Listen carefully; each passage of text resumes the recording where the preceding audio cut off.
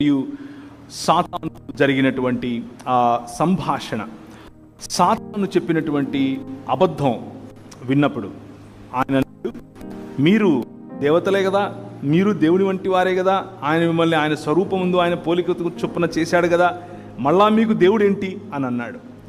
అలా అన్నప్పుడు, అవును, నా దేవుడు నన్ను సామంతుడిగా చేశాడు, ఈ ప్రపంచము పైన ఆయన 5 రకాలైనటువంటి ఆశీర్వాదములు నాకు ఇచ్చాడు, ఆయన వాక్కు నిజమైనది, ఆయన ఒక మాట పలికాడు అనంటే ఆ వాక్యము నిజమైనది, దాని మీద నేను నిలబడాలి అన్నటువంటి ఆలోచన. 5 రకాలైనటువంటి ఈ బ్లెస్సింగ్స్, లేకపోతే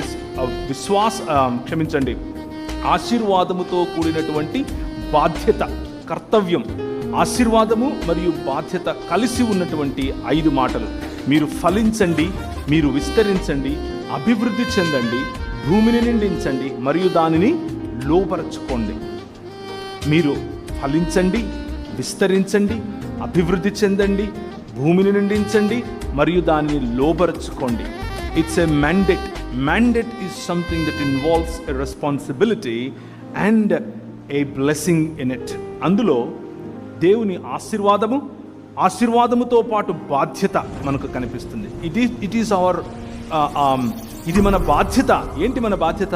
ఫలించటం మన బాధ్యత, విస్తరించటం మన బాధ్యత, భూమిని నిండించటం మన బాధ్యత, అభివృద్ధి చెందటం మన బాధ్యత, దానిని లోపరుచుకోవటం మన బాధ్యత. ఆ బాధ్యతను మనకు దేవుడు తన సామంతుడిగా, ఆయన చక్రవర్తి అయి సర్వలోకమును పరిపాలించే సమయంలో నిన్ను పిలిచి, నీవు నాకు ప్రతినిధివి అని చెప్పి ఆయన ఈ లోకంలో ఏలమని చెప్పాడు. ఆ ఏలమని చెప్పిన మాటను ఆదాము విన్నాడు. ఆదాము హవ్వలు అనగా మానవ సమాజం అది విన్న మానవ సమాజం దేవుని వాక్యమును పట్టుకోకుండా పక్కనే వచ్చి చెప్పినటువంటి ఇంకొక మాట, నువ్వు దేవుడివి కాలేవా? నీకు ఇంకా పైన ఒక నాయకుడు ఉండాలా?